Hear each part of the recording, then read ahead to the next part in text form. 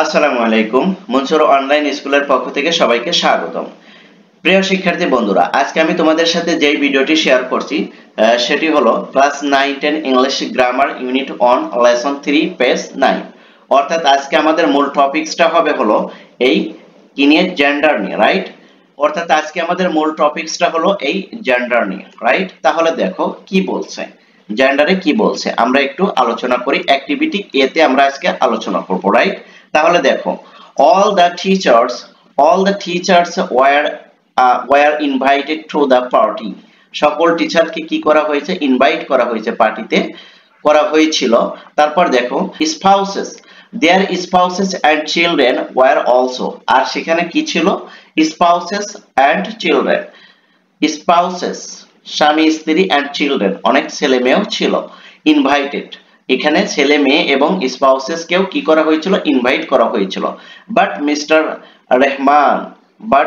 Rahman could not attend the party, কিন্তু mister Rahman সেখানে কি করে নাই?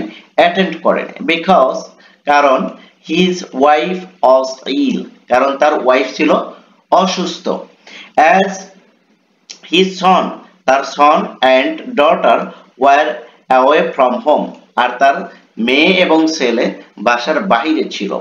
there was nobody, তাই তাদেরকে ইলস আর কি in the house to look after her, তাই তাদেরকে কি করতে হয়েছিল?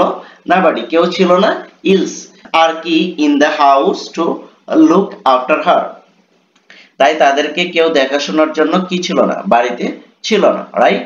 তাহলে দেখো এবার অ্যাক্টিভিটি বিটা একটু দেখো। there are 4 gender in English, কি বলে যে ইংলিশে জেন্ডার রয়েছে কয়টি? 4টি। there are 4 gender, দেখো এই যে 4, there are তা হলো ম্যাসকুলিন জেন্ডার, তারপরে feminine gender, common gender, neutral gender. এগুলো কিন্তু আমরা অনেক আগেই পড়েছি, ঠিক আছে?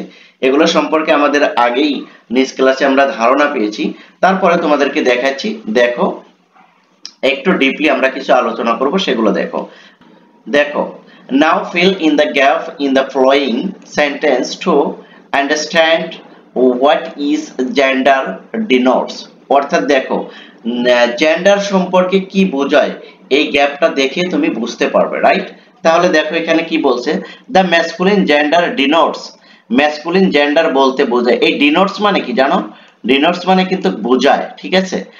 the masculine gender denotes a person or animal, অর্থাৎ masculine gender বলতে বোঝাবে পারসন এবং অ্যানিমালকে। তারপরে দেখো the feminine gender কি বলছে?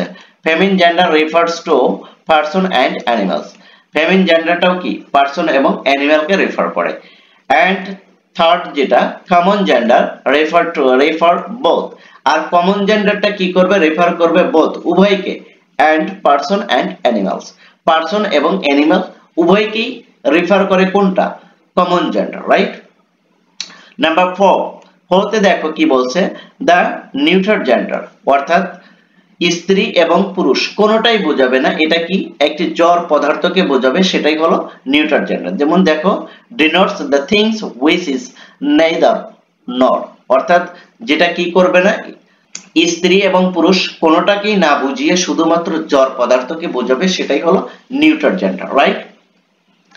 আশা করি তোমাদেরকে আমি এতটুকু বুঝাতে পেরেছি। এবার অ্যাক্টিভিটি 2টা একটু ফলো করো। অ্যাক্টিভিটি 2 তে কি বলছে দেখো, here are some nouns, এখানে কিছু নাউন দেওয়া আছে। সেই বলো what gender they denotes, অর্থাৎ এখানে এই জেন্ডার গুলো বলতে কি বোঝায় সেটা তুমি কি করো? আইডেন্টিফাই করো, রাইট?